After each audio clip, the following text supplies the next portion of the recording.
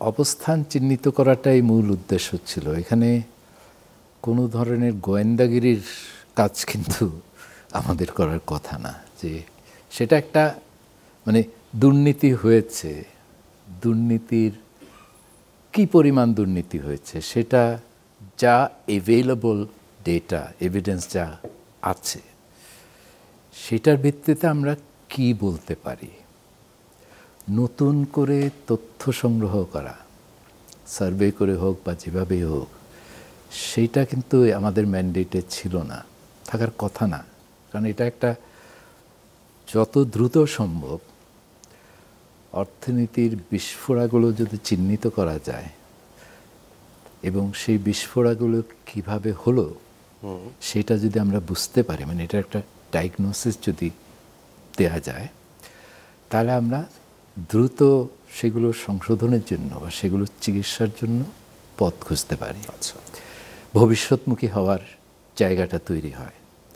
কাজে এখানে আমার বিশ্লেষণ যে একেবারে পুরোপুরি তথ্যপাত্য যেগুলো মানে কোনো রকমের ফাঁকফোকর নাই, একেবারে পারফেক্ট ডেটা কালেক্ট করে প্রমাণ করা যে এইটাই হলো অবস্থান, এই হলো তার কারণ, এমনভাবে প্রমাণ করা যেটা হয়তো আপনি আদালতে গিয়েও যেই এভিডেন্স হিসাবে দিতে পারবেন, এইটা কিন্তু শ্বেতপত্রের উদ্দেশ্য ছিল না। যুক্তি যেগুলো দেয়া হয়েছে সেখানে কি কোনো ফাঁক আছে? তথ্য যেগুলো উপস্থাপন করা হয়েছে সেখানে কোনো ভেজাল আছে? পদ্ধতি যেগুলো ব্যবহার করা হয়েছে সেখানে কি কোনো ভুল আছে?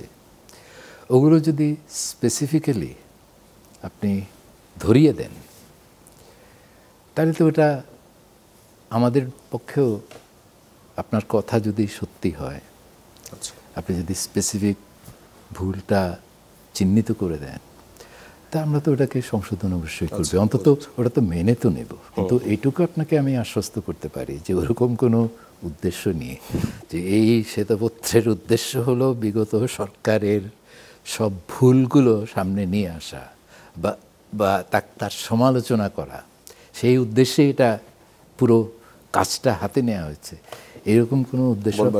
আপনি যদি তাদের মেম্বারশিপটা দেখেন, শ্বেতপত্রের মেম্বারশিপ দেখেন, তাইলেই তো বুঝতে পারবেন যেখানে এই ধরনের উদ্দেশ্য নিয়ে যারা কাজ করেছেন তাদের পক্ষে এই ধরনের উদ্দেশ্য নিয়ে কাজ করাটা সম্ভব না, তারা করতে চাইলে পাবেন না। আর আরেকটা কথা আপনাকে আমি আশ্বস্ত করতে পারি যে এই ধরনের উদ্দেশ্য তো একটা থাকতে পারে যে যারা সরকার বদলের পরে যারা সরকার চালাচ্ছেন তাদের তো একটা হয়তো ইনসেন্টিভ আছে যে অতীতকে যদি আমি যতটা খারাপ দেখাতে পারি তাহলে আমার ভবিষ্যৎটা ততটা, মানে যেহেতু অতীতটা অনেক বেশি খারাপ, ভবিষ্যৎটা ভালো, ওরকম একটা উদ্দেশ্য তো সেখানে থাকতেই পারে।